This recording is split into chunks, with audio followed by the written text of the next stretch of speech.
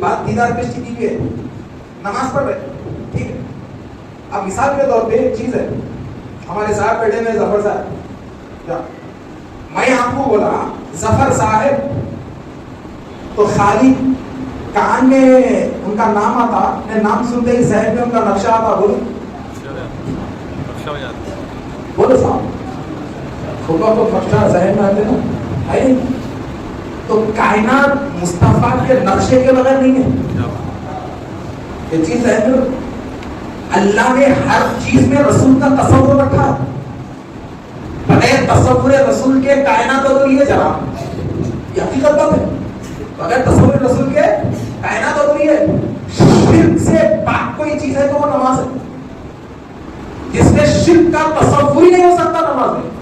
اور نماز کیا ہے؟ افضل العبادت ہے. میں آسمان پر ہی ہوں، بے فکر ہو، وہاں سے نہیں اترا، یہ جملہ وہاں تک لے جاؤ. نماز کیا ہے؟ افضل العبادت نماز ہے. شرک سے پاک ہے. مگر میں کیا بولوں، کائنات کی کوئی چیز تصور مصطفیٰ سے خالی اللہ نہیں رکھا، اور نماز بھی ان کے تصور سے خالی نہیں ہے.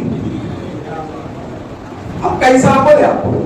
اب میں آپ کو بولا ظفر صاحب، بولا نہیں بولا، اور ایک بار میرے کو صاحب بولا، میں ظفر صاحب بول کے بولا تو خالی ظفر صاحب بول کے کان میں آواز جاتی، میں نقشہ آتا.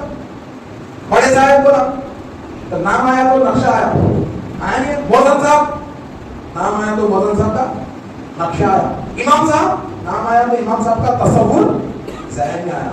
تو نماز دنیا کے تصور سے خالی چیز ہے، اور نماز میں غیر کا تصور آیا تو نماز میں یہ شرک ہے. غیر کا تصور نماز میں آیا تو شرک ہے، اور وہ نماز نہیں ہوتی. مگر تھوڑا آؤ نماز میں مصلی پہ ٹھہرے، قبلے کے سامنے. نماز اللہ کے واسطے ہے نا، ہے نہیں قبلے کے واسطے. اب کیا بول رہا بندہ؟ اللہ اکبر بولے نا، بولے اللہ کا اتنا بڑا نام لے رہا، مگر ٹھہر کے اللہ بولا ٹھہر کر ہی میرا نام لے.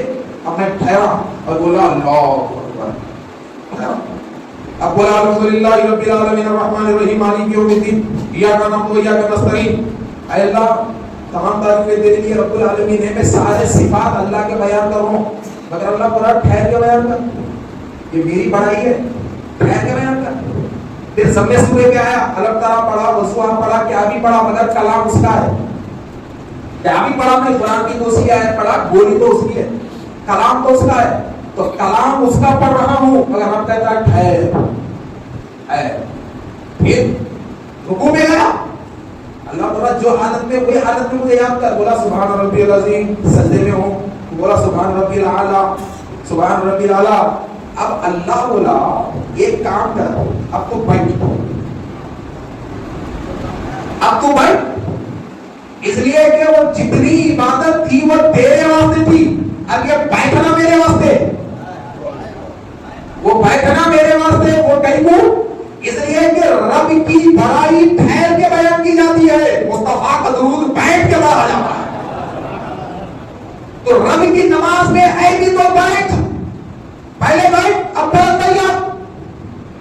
التحیات پر. میں پڑھ لیا التحیات للہ والصلوات والطیبات، بیٹھ کے ہوں. اب میری زبان سے جملہ نکلا السلام علیکہ ایھا النبی.